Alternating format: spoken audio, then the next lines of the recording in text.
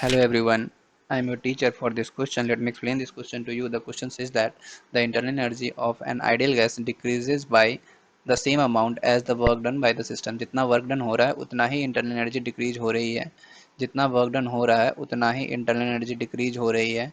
तो हमें बताना है कि इनमें से कौन कौन से ऑप्शन करेक्ट है। तो हमें पता है कि इंटरनल एनर्जी का जो फॉर्मूला होता है, इंटरनल एनर्जी का जो फॉर्मूला होता है वो होता है NF/T/2, जहाँ पे n डिग्री ऑफ फ्रीडम है, f हमारे लिए n नंबर ऑफ मोल्स है, f डिग्री ऑफ फ्रीडम है, r गैस कांस्टेंट और t टेम्परेचर है। तो इनमें से कौन सा करेक्ट है ये बताना है। इनमें से कौन सा करेक्ट है हमें ये बताना है। तो अगर इंटरनल एनर्जी डिक्रीज हो रही है, u अगर डिक्रीज हो रही है तो टेम्परेचर का डिक्रीज होना बनता है, तभी दोनों डिक्रीज होंगे। तो पहला ऑप्शन जो है, पहला ऑप्शन करेक्ट है। सेकेंड ऑप्शन की अगर हम बात करें, the process must be adiabatic.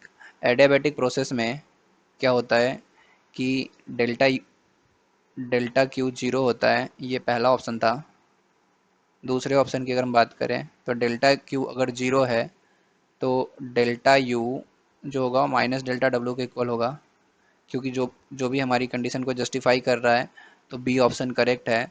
C option की अगर हम बात करें तो आइसोथर्मल आइसोथर्मल में डेल्टा टी ही जीरो हो जाता है। तो डेल्टा टी जीरो होने के बाद इंटरनल एनर्जी का चेंज जीरो हो जाएगा, इसलिए ये ऑप्शन इनकरेक्ट होगा।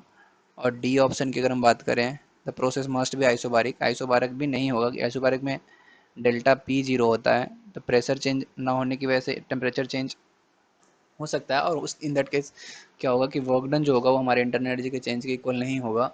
तो ये ऑप्शन भी हमारे लिए इनकरेक्ट है। तो हमारे लिए जो करेक्ट ऑप्शन आ गए, हमारे लिए जो करेक्ट ऑप्शन आ गए, करेक्ट ऑप्शन, करेक्ट ऑप्शन जो है वो सिर्फ ए और बी है।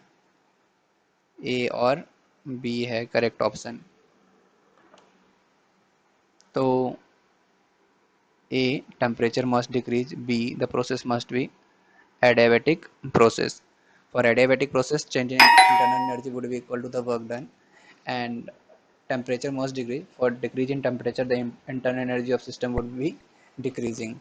So that was the explanation for this question. I hope you understood the solution. Thank you.